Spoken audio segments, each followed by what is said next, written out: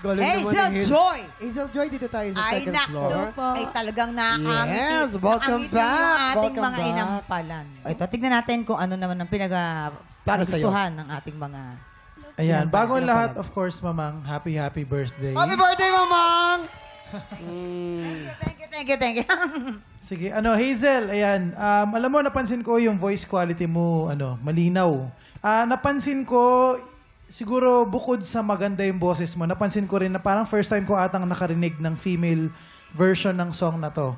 At nakakatuwa na parang, uy, pwede pala tong kantahin ng isang babae. Maganda palang magkaroon din ng female version nito. Yung aura mo sa stage, very pleasing ka panoorin, nakangiti ka, parang nag-e-enjoy ka lang habang nagpa-perform. Siguro yung dynamics lang, parang feeling ko lang from the start hanggang dulo, parang pantay-pantay masyado yung lakas. Pwede pang mas magkaroon ng art or ng kwento or ng dynamics yun. Kumbaga pwede mong laruin para mas maging mas madrama pa yung pag-deliver mo ng song. Sa diction naman, siguro pwede pang i-workout. Hindi naman all the time mali yung pag-pronounce or pag-enunciation. May mga inconsistent lang sa yung... Minsan parang naiilang kang gawin yung to. Na, what you mean to me instead of what you mean to me. Hindi lang siya consistent. Kasi may mga parts na nagagawa mo, yung tamang tunog ng T, ng T, ganong sound. Siguro, aralin mo lang siya na talagang maging consistent ka all throughout the song. Yun lang. Hazel, Hello po. happy birthday, Mama. Happy birthday ulit, Mamang! Happy birthday! Thank you.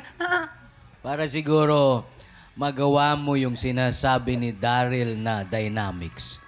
Alam mo yung last line mo, maganda yung bigay mo ron. Bakit hindi mo gawin dun sa simula, dun sa first stanza?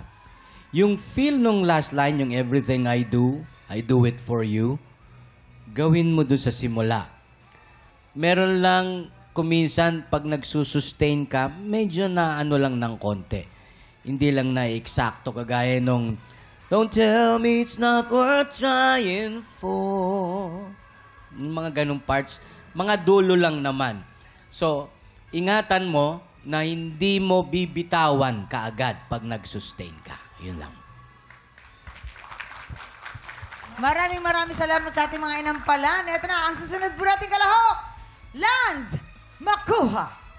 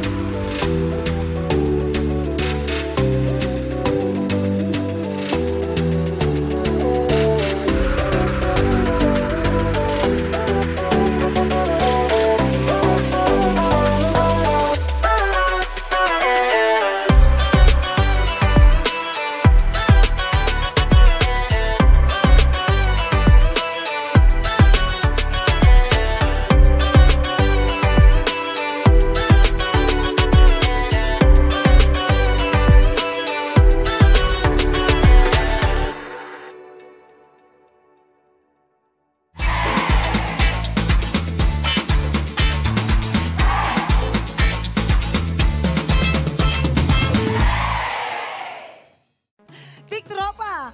Pinanood mo hanggang sa dulo itong video na ito? Abay, very good ka! For more happy time, watch more TikTok Lock videos on our official social media pages and subscribe to GMA Network official YouTube channel.